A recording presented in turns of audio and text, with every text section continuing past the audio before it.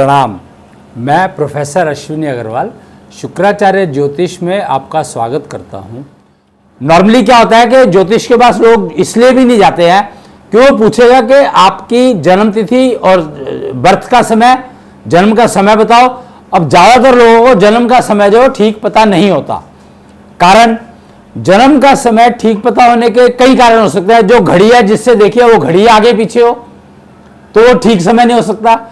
और एस्ट्रोलॉजी का जो समय को जो चाहिए वो समय उसको एक्यूरेट चाहिए, क्योंकि ग्रह सारे मोशन में है, सारे हिलते रहते हैं। तो समय अगर एक्यूरेट नहीं होगा तो ग्रहों की पोजीशन बदल जाएगी, तो ग्रहों की पोजीशन बदल जाएगी तो प्रेडिक्शन गलत होगी, गणित मैथमेटिक्स गलत होगा। वो मैथमेटिक्स जो बताएगा वो आपसे मैच नहीं करेगा।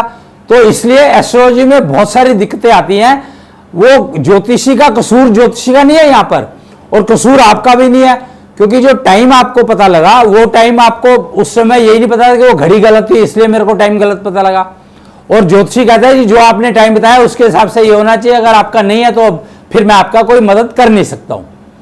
तो इसमें ज्योतिषी गलत नहीं है, टाइम बताने वाला गलत नहीं है, और पर रिजल्ट ठीक नहीं आ रहे हैं, तो आपका ज्योतिष के ऊपर से विश्वास उठना खत्म हो गया।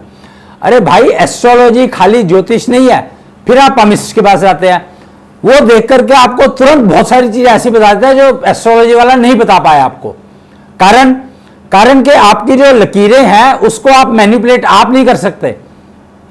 ज्योतिष में तो टाइम आपका मैनिपुलेट हो गया, आपने किया या आपसे गलती से हो गया या आपको गलत ही पता था, तो वो आपकी मजबूरी है। लेकिन ये जो लाइनें हैं ये तो आप मैनिपुलेट नहीं कर सकते ना। इसमें थोड़ी चक्कू लेके आपने एक और लाइन डाल दी इसके अंदर, तो पामिस्ट आपको बेटर बता पाएगा, क्योंकि वो आपकी वो चीजें पढ़ रहा है जो ओरिजिनल है।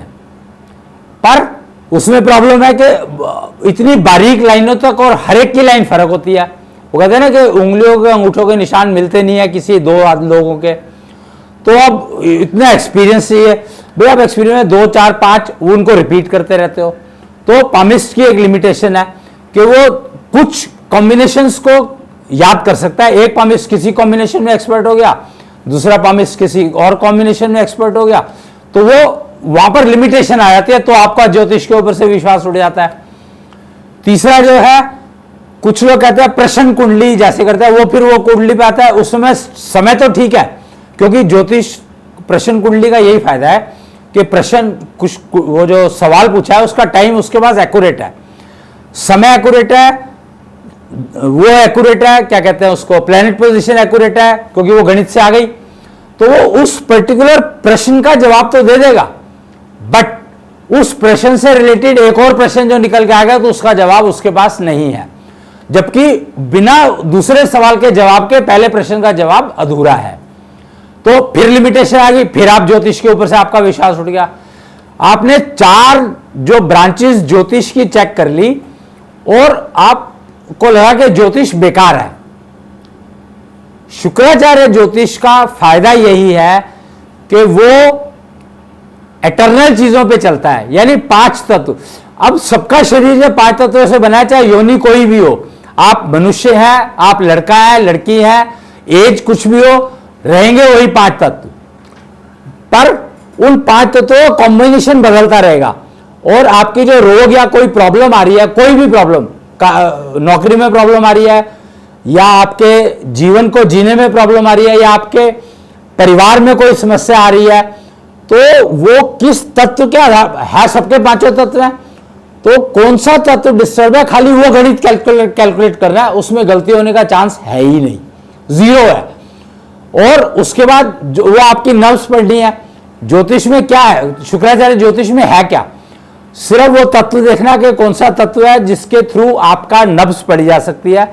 और नब्ज एक किताब है, उसको पढ़ना आपने सीख लिया, उसको पढ़ना है, हिंदी पढ़ने की तरह से नब्ज पढ़ना है, बहुत आसान है सीखना, वो आप सीख सकते हैं।